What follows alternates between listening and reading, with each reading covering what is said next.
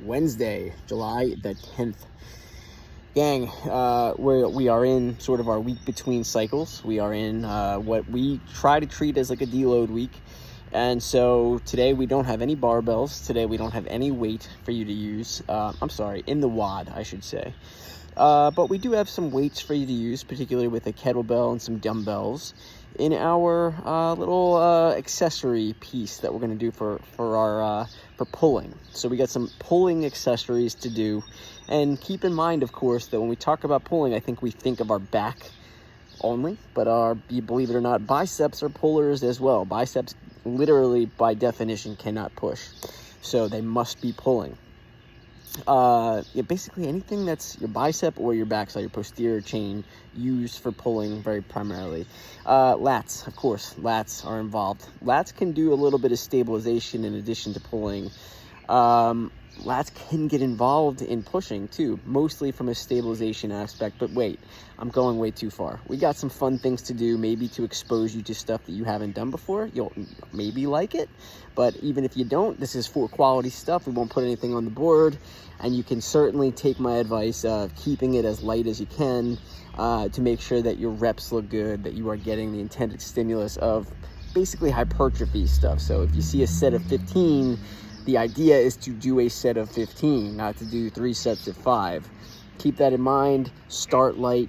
If you feel good, work up with some heavier weight later on. At the end of the day, we just want you to be exposed to something new and maybe feel a little burn. After that, what do we have? So we have a WOD today that's got a little bit of skill work in it. It really depends on to what extent you're going to treat it like skill work. So what is it? It's an AMRAP 10, which to us feels like a sprint. And do you want to consider this a triplet? We'll see. Because the first movement you're going to do today is 5 burpee pull-ups. Is that 2 movements or 1? We'll call it 1 movement, a GI Jane, a burpee pull-up. So that's burpee, get my chin over the bar. First thing I'm going to tell you about that is you got to keep it efficient. You got to do it in a way that takes advantage of the jump. So don't turn it into a burpee strict pull-up. If you can help it, try to take advantage of your jump. As long as your chin ends up over that bar, it's a good rep. It needs to be something that you dead hang from at some point. And then you got 5 push-ups. We'll come back to that in a second. And then you got 10 alternating pistols. So really it's 5 burpee pull-ups, 5 push-ups, 5 per side alternating pistol, or just 5 per side pistols. So 5s for 10 minutes. All right, so let's talk about it. Again, everybody's method of burpee pull-ups is a little bit different. Just got to make sure that 2 things, that the burpee isn't getting turned into a push-up or a negative, and that the pull-up isn't getting turned into a strict pull-up. If you can promise me you'll do that, then this should go very well. A set of 5 push-ups. We don't have a lot of excuses with a set of 5. We've done a lot of push-ups since Murph or before Murph, and so a set of 5 should be what we hope looks like consistent. That's basically what we're looking for today, is consistency. Even if you needed to break it up at some point, we want the technique to constantly be as best as it possibly can. And then the pistols. So the pistols are interesting because we also had double unders on Monday. These are 2 very similar skills in this. So obviously they're very different in method, but they are similar in that once you have them, the workouts that contain them tend to go a lot better.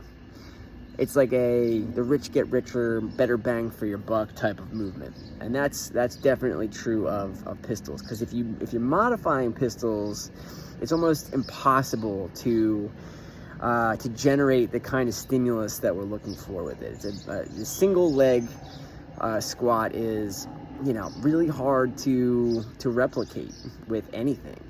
So we have a bunch of ways that we know how to modify to try to turn it into a isolated per leg movement, but nothing feels quite like that pistol. And then we have the volume that we've got today, 5 per side, not a crazy amount, but similar to double unders, for those of you who have the skill,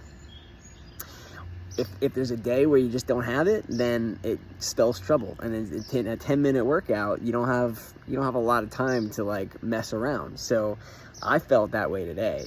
Today, I was feeling those front squats and those thrusters from Monday. and that turned into a couple rounds where I had to no rep myself on some pistols, and just generally weren't, you know, they started to get good in like round 3, but the first 2 rounds I felt like I was warming them up as I went. Can't always have that, not always a recipe for success. And it's the same as if you're tripping up on double unders. You normally have them, but today you're tripping up. No way you're going to have a solid workout. So it really is just one of those things. If you are someone who has pistols, and, you know, we're going to do a warm-up today, but, you know, I would start to, like, mobilize a little bit at home, at work, whatever, like, or even get to class a little early and get those pistols mobilized earlier than you feel like you have to, so that they start good. Don't do what I did today. So my score today was 6.5. 6.5. Does that make sense? Yes, 6 plus 10 is my score today. I don't know if that's competitive or not. I'm not really sure. It might end up being pretty average score. We'll see. All right, guys, enjoy.